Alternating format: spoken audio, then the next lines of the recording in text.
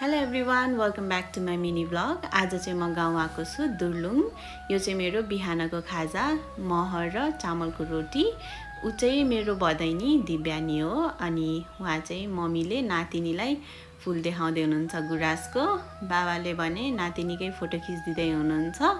अनि उहाँ भने मेरो ठुलो भते बाबा हुनुहुन्छ। जङ्गलमा स्याउला सोर्नको लागि ठुलो डोको बुन्दै हुनुहुन्छ। स्याउला पनि आइसक्यो घरमा। हामी भने जङ्गलतिर लाग्यो गुराँस टिप्नको लागि। अनि यो गुराँस चाहिँ मामा घर लिएर जानको लागि हो, किनभने हाम्रो मामा घरको दुईटा बाजेहरूको नामबाट अक्षयकोष सुरु गरेको थियो। अनि त्यसको 7औं वार्षिक कार्यक्रम र 3य स्मृति कार्यक्रम भएको हुनाले त्यहाँ आउने सबैजना अतिथिहरूको लागि फुलमाला र स्वागतको लागि यो गुराँस टिपेको हो। अनि हामी मामा घर जाने तयारी गर्दैछौँ। यता मम्मीले अर्को फुल पनि टिप्दै हुनुहुन्छ। म भने टनेलबारीतिर लागेँ। यता हाम्रो टनेलबारीको साग हो यो चाहिँ। यो पनि मामा घरै लिएर जानको लागि हो। कुरिलो पनि रहेछ, त्यो पनि टिपेँ मैले। त्यसपछि हामी लाग्यौँ मामा घरतिर। मामा घर जानलाई हाम्रो घरबाट 20 मिनट लाग्छ। एकदमै नजिक छ हाम्रो मामा घर र घर चाहिँ। यो भने बाटोमा रहेको बारा मन्दिर हो। त्यहाँ पनि हामीले दर्शन गऱ्यौँ। त्यसपछि फाइनली पुग्यो हामी मामा घर। मामा घरमा चाहिँ खाजा खाने कार्यक्रम हुँदैछ। आथे बजे भथे माइजूहरू सबैजना मिलेर यहाँ खाजा खाँदै हुनुहुन्छ। यो चाहिँ मेरो मामा घर हो। तयारी कार्यक्रमको तयारी भने उता समाज घरमा हुँदैछ। सबै कामहरू समाज घरदेखि नै हुन्छ। यो चाहिँ अघि लिएर आएको साग हो। यो चाहिँ मेरो मामा घर। अहिले मध्याहको 3:30 बजेतिरको समय हो। यो चाहिँ हामी चाहिँ यता खाजा खाँदै हाँसो मजाक गर्दैछौँ। त्यसको एकछिनपछि आमा टोलीहरू पनि जम्मा हुनुभयो सहयोग गर्नको लागि। मालाहरू बुन्न उहाँहरू पनि रमाइलो गर्दै हुनुहुन्छ। यो चाहिँ फाइनल रिजल्ट हो अघिको गुराँसको फुलको माला। यो भने बेलुकाको लागि डिनर हो। कुखुरा, लोकल कुखुराको झोल। यता चाहिँ बजेमाले टर्च लाइट बाल्न सिक्दै हुनुहुन्छ फोनमा। यहाँ हटायो बोल्यो आटा फेरि बन्द गरे, यसलाई गरे आटा फेरि यसलाई बन्द गरिदिए बजे मैले जानिहालेँ नि। यता चाहिँ माइजूले डिनर पस्किँदै हुनुहुन्छ। लोकल कुखुराको झोल र साग चाहिँ। अब हाम्रो डिनर टाइम भयो। यो चाहिँ यता भने हाम्रो बेस्ट बथे हुनुहुन्छ, एकदम गुड म्यान, हाम्रो प्यारो बथे। के हो यो? ओ माय गॉड, जलपान।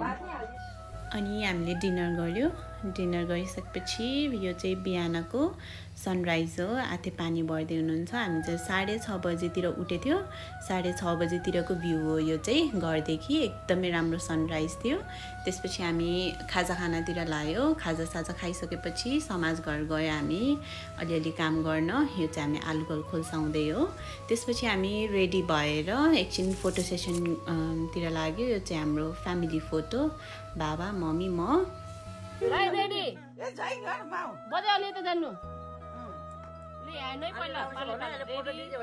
सबैजनाको फोटो सेसन सकिएपछि हामी खाना खानातिर लाग्यो। खाना खाने टाइम। यता मम्मी चिटिक्क परेर बस्नुभएको छ। मेरो मम्मी खाना खाने टाइम भयो। हामी सबैजना गेस्टहरूलाई खाना बाँड्दैछौँ। यता रमाइलो भइराखेको छ। सबैजना गाउँको मान्छेहरू, टाढा टाढा आउनुभएकोहरू खाना खाँदै हुनुहुन्छ। यहाँ खाना खाइसकेपछि हामी समाज घरतिर लाग्यो। यो चाहिँ आजको तयारी कार्यक्रमको दिनको। अनि यहाँ तयारी सकिसकेपछि हामी गाउँ डुल्न लाग्यो। एकछिन अतिथिहरू अझै आइपुग्नु भएको थिएन। अनि हामी अझै टिकटकहरू बनाउने भनेर गाउँतिर डुल्यो। अलिअलि टिकटकहरू बनायो। यो चाहिँ गाउँभित्रको भ्यू हो। एकदमै राम्रो थियो। यो चाहिँ कुखुरा, लोकल कुखुराहरू अझै पनि यहाँ प्रतीक्षालयमा कुर्दै हुनुहुन्छ। आमा टोलीहरू गेस्टहरूको स्वागतको लागि। अनि अब बिस्तारै सबैजना आउँदै हुनुहुन्छ।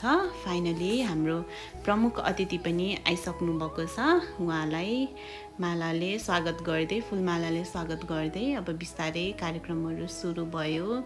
नाचगान पनि भयो, रमाइलो भयो। सबैजनाको उपस्थिति एकदमै धेरै थियो। कार्यक्रम एकदमै सफल भयो। कतिजना त ठाउँ नहटेर बाहिर पनि बस्नु भएको थियो भने कतिजना उभिएरै हेरिराख्नु भएको थियो। ऊ चाहिँ मेरो केन्ची हो, माथि घरबाट बाबा र आमा तल आउनुभएको, त्यही भएर ऊ पनि पछि आएर मलाई हेर्दैछ चिनेको भएर। कार्यक्रम रमाइलो हुँदै थियो, तर 81 दिउँसो 2 बजेपछि नन स्टप पानी पर्यो। समाज घरभित्र भएकोले भित्र चाहिँ पानीले केही डिस्टर्ब गरेन, तर बाहिर त एकदमै जाडो थियो। चिया खाँदै खाजा खाँदै कार्यक्रम बल्ल तल्ल राति 6-7 बजेतिर सकियो। त्यसपछि हामी घर फर्कियो। घर फर्किँदा यस्तो थियो, पानीले हालत यस्तो भएको थियो। त्यस दिन चाहिँ हामी पोखरा फर्किन सकेनौँ एकदमै पानीले गर्दा, तर भोलिपल्ट 5 बजे उठेर हामी पोखरा जानलाई रेडी भयो, किनभने कसैको पढाइले गर्दा कसैको कामले गर्दा। भाडा सधैँभरि यस्तै राम्रो भएर मेरो बाबा हले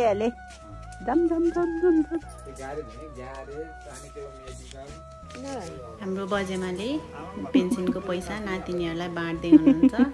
नातिनीहरू पैसा पाएपछि मक्खै फेरि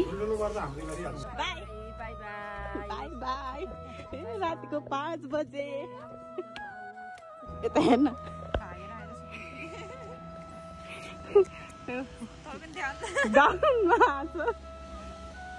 र 7 बजे हामी पोखरा आइपुग्यो। This is the and of my mini vlog.